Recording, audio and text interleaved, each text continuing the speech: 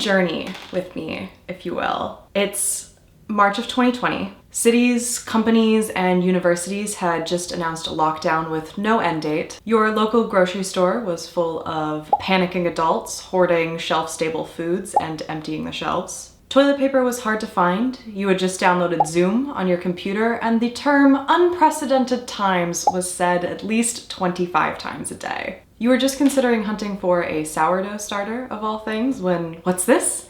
A new show has appeared on Netflix and everyone's talking about it? It doesn't look like something you'd usually consider watching, but screw it. At this point, what do you have to lose? You hit play, and along with millions of other Americans, you were introduced to Tiger King, murder, mayhem, and madness. We all watched transfixed as a zoo owner spirals out of control amid a cast of eccentric characters in this true murder-for-hire story from the underworld of big cat breeding. In March of 2020, 107 movies and TV shows were added to Netflix's library of over 5,000 options. Yet only one show was here to bring America together in a crisis. So my question is, why on earth was that show Tiger King?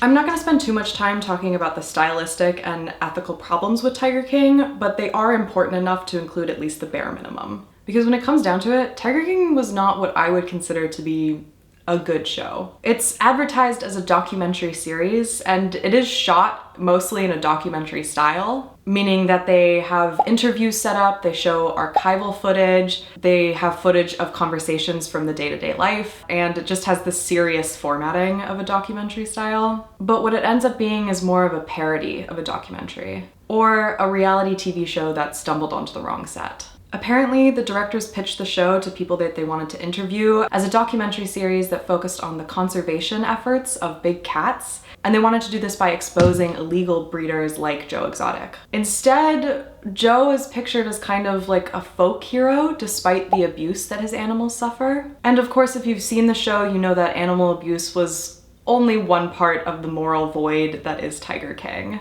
I'm just gonna highlight a few of the other serious real-world problems that the show includes, but kind of glosses over as though they're just facets that add to the amusing whimsy of the series. Multiple employees have lost limbs in caring for the tigers, but they showed it as kind of a concern for the future of the zoo and not a concern for the employees who lost limbs. I am never gonna financially recover from this. Joe Exotic's husbands are usually about 10 to 20 years younger than him. They identify as straight, and it seems like they're staying with Joe in order to help feed their meth addictions. One of Joe Exotic's husbands committed suicide in front of his campaign manager, and the show seemed to focus more on Joe's musical performance at his late husband's funeral than the circumstances surrounding his death. Something else seems to come rubbing balls in my face. And everybody that works here knows exactly what I'm talking about, because you've seen his balls. This old town where I wanna be. Of course, we have Doc Antle, the leader of a sex cult that traps the young girls that he employs at his zoo. And of course, the infamous accusations that Carol Baskin killed her late husband are something that are never really seriously looked into, but it sure does get a lot of screen time. So to recap, despite being a documentary series, Tiger King never seemed to have any message attached to it or any interest in any form of truth. And since the show doesn't treat the ethical issues with any sort of gravity, the viewers didn't either.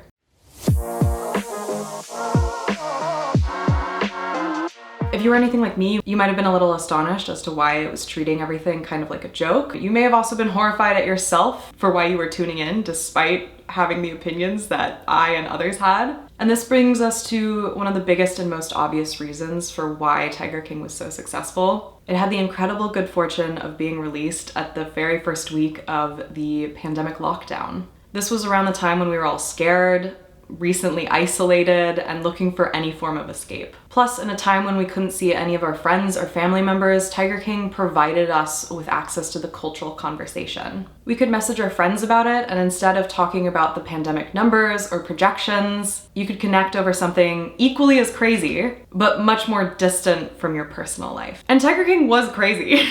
It was like a car crash we couldn't look away from. It has a murder for hire plot, tigers, a true crime conspiracy theory, a sex cult, and a mulleted polygamous homosexual who produces his own music videos. By golly, there's something for everybody. It was a topic of conversation that could rival the ever-looming stress of the pandemic, and in that way, it's strange to say, but Tiger King was really comforting at the time. We could kind of look past the disconnected narrative style and the multiple moral issues because, well, one, the style kind of invited us to do that, and two, what else am I gonna do? Sit alone with my thoughts? I don't think so. There was also an element of social comparison. Our lives might have been bad back then, but at least we weren't recently incarcerated, accused of killing our late husband, or forced to interact with Doc Antle in any way. This theory that Tiger King was so successful because it had the world's luckiest timing is also supported by the many Tiger King related shows and spin-offs from Netflix and other platforms that most people have never heard of. Like, did you know that Tiger King has a second season?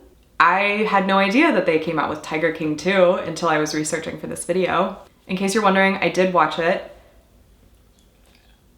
I think there's also a reason that it didn't do so well. The second season follows the #FreeJoeExotic movement. It also actually looks into the disappearance of Carol's late husband, and it checks in on the continually shady practices that keep happening at Joe's former zoo, which is run by one of the other cast members now. Like the first season, Tiger King 2, it's still pretty bad, but unlike the first season, it got really horrible reviews, not a lot of attention, and it just didn't get a lot of view time. They also created an entire show out of Doc Antle's whole deal, whatever that is. I only watched the first episode, but just from that, I do think that it seems like they're taking that story a little bit more seriously than they did of Tiger King or Tiger King 2. Doc Antle's victims actually get a voice in this show. Their interviews are what shapes the narrative of the series. But again, most people I've talked to just didn't know that it existed in the first place.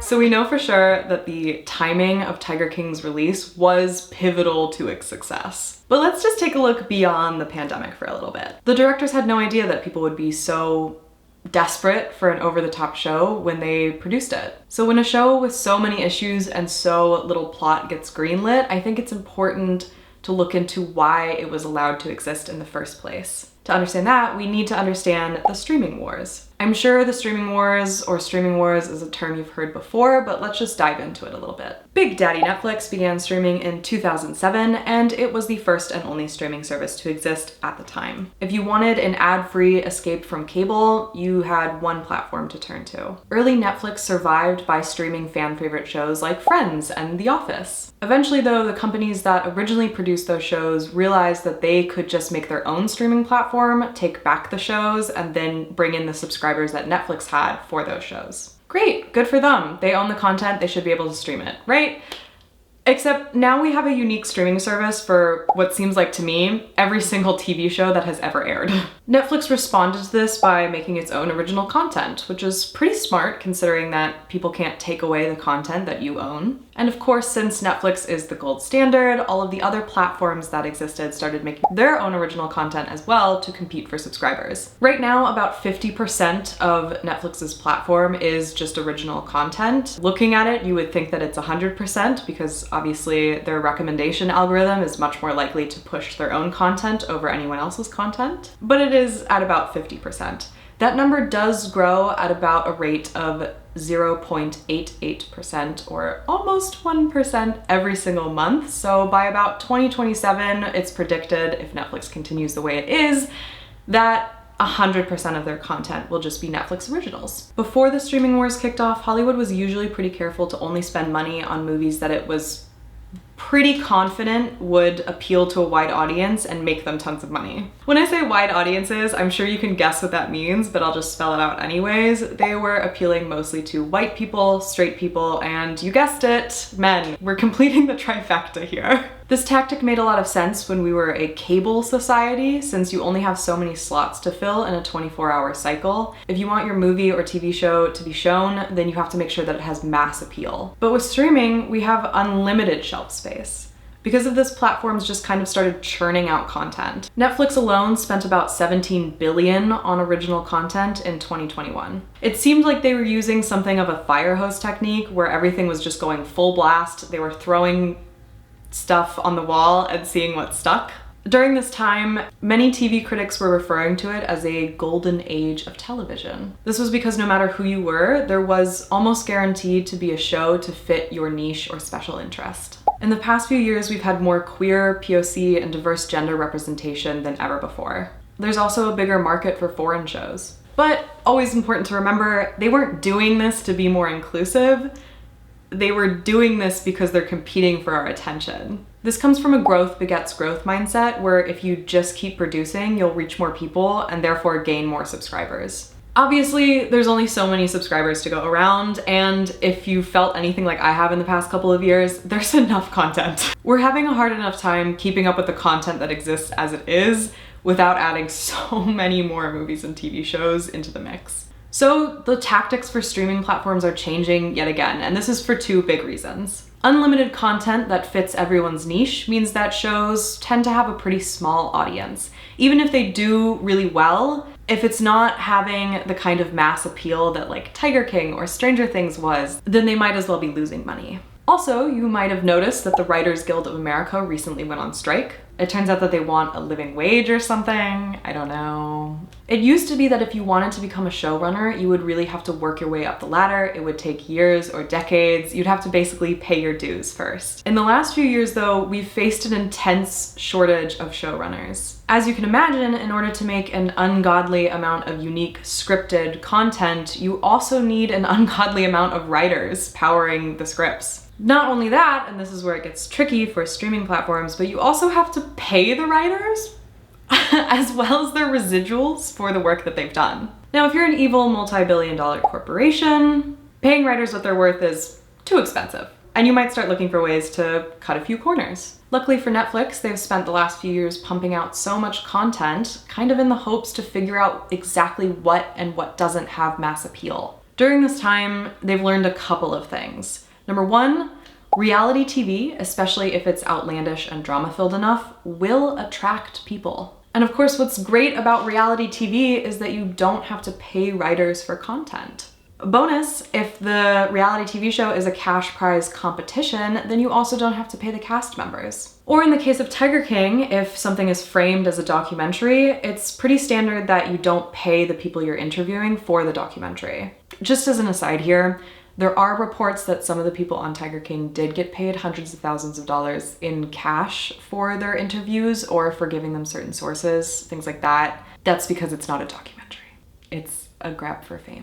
To give you an idea of how serious Netflix and other streaming platforms are about the shift away from like paying writers, I guess, the Netflix CEO recently said that he would gladly stream transphobic Dave Chappelle content again and again if it meant it brought in a big enough audience. Meanwhile, other platforms have been canceling shows and movies that have already been filmed in order to save money on paying writers their residuals.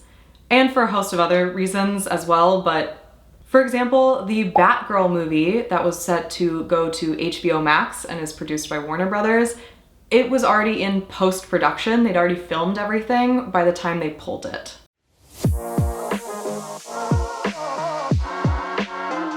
So yes, Tiger King was incredibly fortunate to have been released during the first week of lockdown. But there was also a lot of other original content that got released around the same time that didn't have the same chokehold on streaming audiences as Tiger King did. Tiger King blew up because it was the exact concoction of what Netflix knew would do well and save them money at the same time. It's drama-filled reality TV, so you don't have to pay writers. It's framed as a documentary, so you don't have to pay the cast. And it's so outlandishly disgusting that everybody wants to talk about it. TV critic Judy Berman recently said that the streaming wars have entered their chaos era. She was referring to the decisions of Disney and HBO Max and Warner Brothers to scrap almost finished content and instead start licensing out their original content to free ad-supported TV providers like Roku, Freevee, and Tubi. But as we move forward, I think the chaos era can apply to a bunch of other scenarios too. I think it's really likely that we'll see a lot more shows like Tiger King. They might be engaging, but they aren't really saying anything. Or worse, they have really significant real-world consequences. After Tiger King came out, tiger cub petting services actually saw an uptick in customers. Carole Baskin, of course, was sent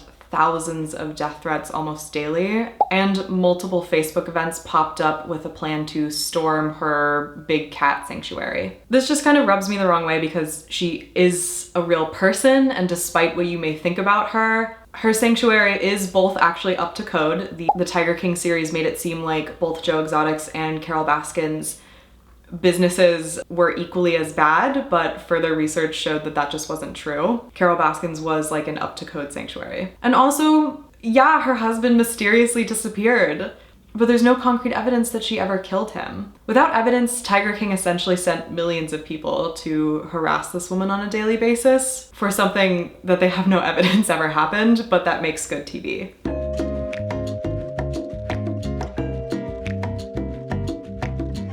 Personally, I'm grateful that Tiger King was there to help us through the early stages of the pandemic. God knows I needed it. But as shows like Tiger King continue cropping up, we need to make sure that we're really thinking critically about our media consumption. And I hope this goes without saying, but we also need to pay writers a living wage. That is all from me for this video essay, so thank you to all those cool cats and kittens who tuned in to watch. I will link all of my sources down below, as well as a link down below to support the Writers Guild of America during their strike. And if you're at all interested, I also have 3 other video essays about media ethics on my channel, so you can make sure to go check those out. Bye!